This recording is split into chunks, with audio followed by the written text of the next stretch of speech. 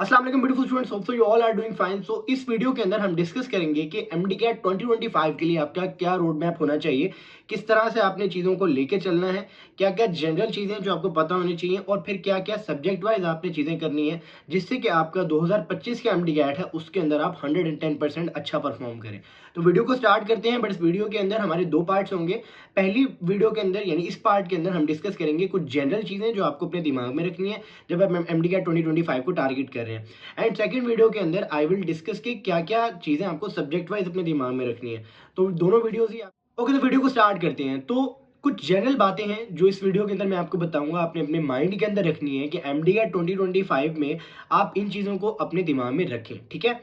काफ़ी सारे ऐसे स्टूडेंट्स हैं जो रिपीट करने का सोच रहे हैं, काफ़ी सबने डिसीजंस ले लिए हैं कि हमने रिपीट करना है। ठीक है। और काफ़ी सारे ऐसे बच्चे हैं जो अभी सेकेंड ईयर कर रहे हैं एंड उसके साथ में उनका कहीं ना कहीं प्लान है कि वो पैरेलल सेशन भी लेंगे एमडी कैट का। तो मैं दोनों को ज़रा क्लियर कर देता हूँ। तो अगर आप रिपीट करने के बारे में सोच रहे हैं तो पॉइंट नंबर 1 आपने दिमाग में रखना है कि जितना जल्दी स्टार्ट करेंगे उतना बेहतर होगा। आपने start early as possible. And जो बच्चे एफएससी के साथ पैरेलल सेशन लेने का सोच रहे हैं, मैं 110% आपको रिकमेंड करूंगा कि आप ये चीज़ ज़रूर करें, क्योंकि एमडी कैट के दौरान आपके पास इतना टाइम नहीं होगा। तो अगर आपका अभी मैनेज हो जाता है तो इससे बेहतर कोई चीज़ नहीं है। बट हाँ, इसमें एक चीज़ आपने करनी है कि अपने एफएससी के मार्क्स को हैम्पर नहीं होने देना। अगर इससे आपके एफएससी के मार्क्स के ऊपर फर्क पड़ता है तो रहने दें, कोई ज़रूरत नहीं है। बट हाँ, अगर आपको लगता है कि आप दोनों चीज़ें मैनेज कर सकते हैं तो मैं बिल्कुल आपको रिकमेंड करूंगा कि आप पैरेलल सेशन भी साथ में लें। बट एज अ रिपीटर आप जितनी जल्दी स्टार्ट करेंगे उतना आपके लिए बेनिफिट होगा। जो पॉइंट नंबर 2 आपने अपने दिमाग में रखना है जब आप एमडीकैट 2025 की तैयारी करें, दैट इज कि आपने ऑफलाइन सेशंस को प्रेफर करना है। Don't go for the online sessions. देखिए, ऑफलाइन सेशंस में बेसिकली ये होता है कि आपका एक कंसिस्टेंसी बिल्ड होती है। ठीक है। जब आप ऑनलाइन सेशन लेते हैं तो कई बार क्या होता है कि आप उस तरह से पहली चीज़ तो आप कंसिस्टेंट नहीं रह पाते और आपके हज़ार प्रॉब्लम्स हो जाते हैं कि नेट का प्रॉब्लम हो गया, इलेक्ट्रिसिटी प्रॉब्लम हो गया, इस तरह से। प्लस उसके अलावा एक बड़ा इंपॉर्टेंट चीज़ होती है कि ऑफलाइन जब आप बात करते हैं तो टीचर्स के साथ आप एक अच्छा बॉन्ड, अच्छा कनेक्शन बिल्ड कर लेते हैं।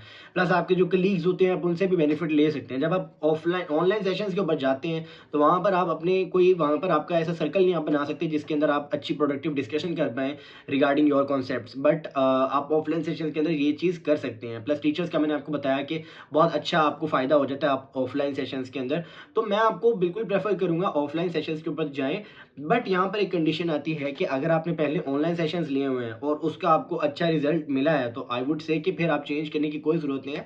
You should go for the online session. It's just my perspective कि आप ऑफलाइन सेशन को प्रेफर करें इन केस आपको अगर ऑनलाइन सेशंस अभी तक आपने नहीं लिए तो don't go for the online session, आप ऑफलाइन सेशंस ही प्रेफर करें। ओके, पॉइंट नंबर 3 जो आपको अपने दिमाग में रखना है जब आप एमडीकैट 2025 की तैयारी करना स्टार्ट करें, दैट इज शॉर्ट सेशन लेना आपने। ठीक है। अगर काफ़ी सारे बच्चे अब अकेडमीज ज्वाइन करेंगे तो वो क्या करेंगे, वो लॉन्ग लॉन्ग सेशंस ले लेते हैं, कोई 5 महीने का 6 महीने का सेशन लेते हैं। देखें, आपके एमडीकैट में आपको हार्डली 6-7 महीने मिलते हैं और अगर आप एक पूरा सेशन एक एमडीकैट का ले लेते हैं तो आपको बीच में कहीं ब्रेक नहीं मिलता। प्लस इस पूरे सेशन, जितना लंबा सेशन होता है उतना ज़्यादा आपका सिलेबस डिवाइड हो जाता है और आप उतनी कम रिविजन्स करते हो। जब आप छोटे सेशन लेते हो तो उनके अंदर आपकी ज़्यादा रिविजन्स होती हैं। जैसे मैंने एक शॉर्ट 2 शॉर्ट सेशन लिए थे, एक के अंदर मैंने पूरा पढ़ा था और दूसरे के अंदर मैंने पूरी टेस्ट दिए थे। तो उससे आपकी बड़ी अच्छी बैलेंस हो जाता है। तो कोशिश करें जितना शॉर्ट सेशन आप लेंगे उतना आपको बेनिफिट होगा। अभी आप अर्ली जाएंगे तो आपको लॉन्ग सेशन प्रेफर किए जाएंगे, तो आप थोड़ा वेट कर लें। आई गेस जनवरी या फेब के स्टार्ट में आपको ना शॉर्ट सेशंस भी मिल जाएंगे, तो आप शॉर्ट सेशन को प्रेफर करें। लॉन्ग सेशन लेने का आपको एज उतना बेनिफिट नहीं।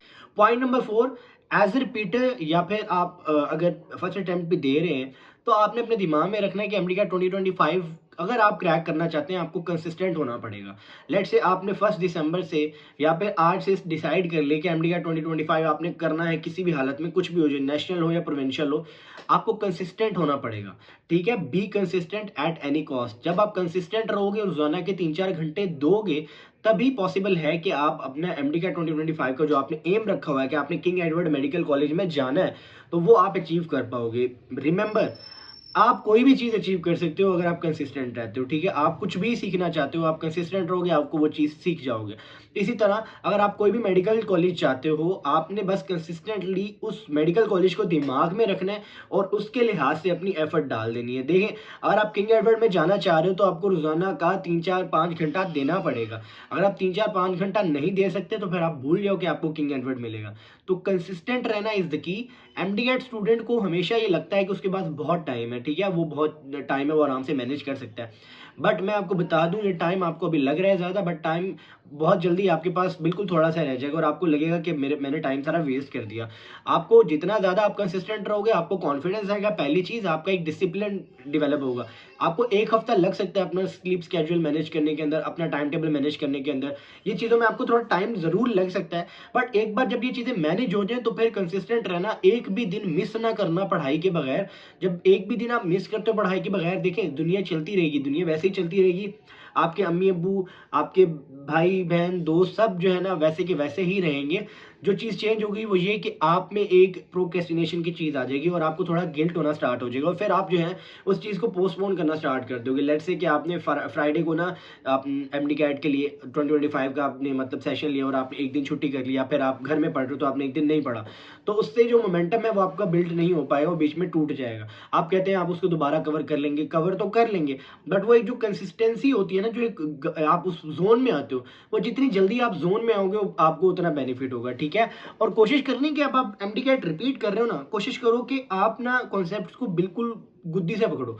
कॉन्सेप्ट्स को जितनी डीपली समझोगे उतना आपको बेनिफिट होगा। और मैंने जो आपको कहा कि आप जितनी जल्दी अपना सेशन लोगे उतना आपको बेनिफिट है। इसका फायदा ये होता है कि अब आपके पास क्योंकि टाइम है, तो आपका जो टीचर्स आपको होंगे वो बेसिकली आपको बहुत ही आराम से कॉन्सेप्ट समझाएंगे। लाइक आपको एक चैप्टर पे 3-4 लेक्चर्स आराम से मिलेंगे, तो आप उन कॉन्सेप्ट्स को ना बहुत ही आराम से डाइजेस्ट कर सकते हो, उन कॉन्सेप्ट्स को आराम से समझ सकते हो, ठीक है। तो ये टाइम होता है कि आराम से स्टडी के ऊपर फोकस करना, ना कि और जो चीज़ें होती हैं उनके ऊपर बच्चा फोकस करके अपना टाइम पूरा वेस्ट कर लेता है और एंड पे फिर वो सोचता है कि मेरे पास टाइम था और मैंने पढ़ाई नहीं की। तो ये टाइम है जब आप जो एंड पे सोच रहे होते हो कि सर ये कौन से लेक्चर्स देखें, ये चीज़ें देखें, ये अब करने का काम है, ठीक है, ना कि लास्ट में आप सिर्फ रिविजन्स करो।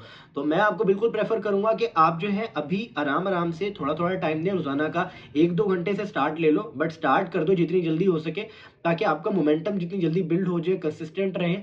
और कोशिश आप ये करें कि एमडी कैट का सेशन ज्वाइन करने से पहले एक बार खुद रिवाइज कर लें, क्योंकि आपने अभी भी पढ़ा हुआ है तो आपके लिए ईजी है रिवाइज करना, आपको चीज़ें सारी पता है, ठीक है। बस वही बात है कि आप जितनी जल्दी अपनी मिस्टेक्स को रेक्टिफाई करेंगे, यहीं से मेरा 5वां पॉइंट भी निकलता है, दैट इज के अपनी मिस्टेक्स को रेक्टिफाई करें, ठीक है। टाइम के साथ साथ आपका क्या होगा कि आपके पास जो है एक सिस्टम बिल्ड हो जाएगा जिसके अंदर आपके एकेडमी के टेस्ट हो रहे होंगे, आपके चैप्टर वाइज टेस्ट होंगे, आपके टॉपिक वाइज टेस्ट होंगे।